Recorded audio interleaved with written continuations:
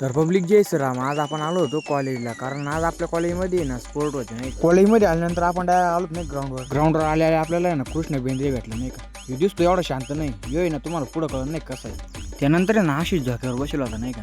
कृष्ण गेला लगेच त्याला झोका द्यायला. कृष्ण असा धोका दिला नाही का, कोणाला ऐकतच नव्हता. आधी आशिषला मजा आली नाही का. नंतर कृष्णाने असा मोठा धोका दिला ना, विचारूच नका. त्यानंतर आहे ना आपण डायरेक्ट आलो हॉलीबॉलच्या ग्राउंडवर, कारण आहे ना पहिल्यांदा हॉलीबॉलच्या मॅचेस होणार आहेत नाही का. पण हॉलीबॉलच्या मॅचेस सुरू व्हायला वेळ होता, त्यामुळे आपण डायरेक्ट आलो नाही का हॉस्टेलवर आल्यानंतर आहे ना आपण आलो डायरेक्ट प्रतीक विकेच्या रूममध्ये आल्यानंतर बघतो तर काय ह्यो आहे ना असा लेक्चर बंद करून झोपेला होता नाही का. रूमवर आल्यानंतर आहे ना याला मेसेज आला होता नाही का, बाबू तू जेवण केलं की नाही. याला काय उत्तर द्यावं हेच कळलं ना. त्याला उत्तर सांगण्यासाठी मार्गदर्शक म्हणजे प्रतीक विके होते नाही का. तो आहे ना तीनच प्रतीक विकेला विचारत नाही का, भाऊ काय उत्तर देऊ. आपण प्रतीक विकेच्या रूम मध्ये जाऊन बसलो म्हणून यो भाऊ दुसऱ्या मित्राच्या रूम मध्ये येऊन बसला, कारण याला माहिती आहे आपण ज्या रूम मध्ये असल्यावर नाही याला आपण आहे ना फोनवर बोलून देणार नाही. आज स्पोर्ट असल्यामुळे लेक्चर होणार नाही हे कळल्यावर साहिल बाहेर झालं डायरेक्ट नाचायला लागले नाही का.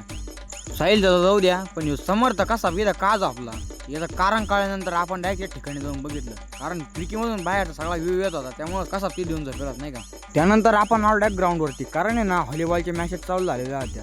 व्हॉलीबॉलच्या मॅचेस चालू असताना ना आपण प्रतीकला सुद्धा खाली आणलं नाही का. प्रतीकला फोन आल्यानंतर शांतपणे बोलता यावं म्हणून प्रतीकला डायरेक्ट एअरबड्स घालून आलता नाही का. त्यानंतर कबड्डीचे मॅचेस चालू झाल्यानंतर आपण डायरेक्ट आलो होतो जिम खाण्यामध्ये. तिथं आल्यानंतर कबड्डीचे मॅचेस चालू झालेल्या होत्या. त्यानंतर आपण डायरेक्ट आलो ग्राउंडवर, कारण ना व्हॉलीबॉलची ना फायनल मॅच चालू होती नाही का. त्यानंतर फायनल मॅच ही बीकॉमचा संघ जिंकला होता, त्यामुळे सगळे पब्लिक सेलिब्रेशन करायला लागलेत नाही का. तर भावांनो, आजचा ब्लॉग कसा वाटला हे नक्की कमेंट करून सांगा. आपण भेटू उद्याच्या ब्लॉग मध्ये.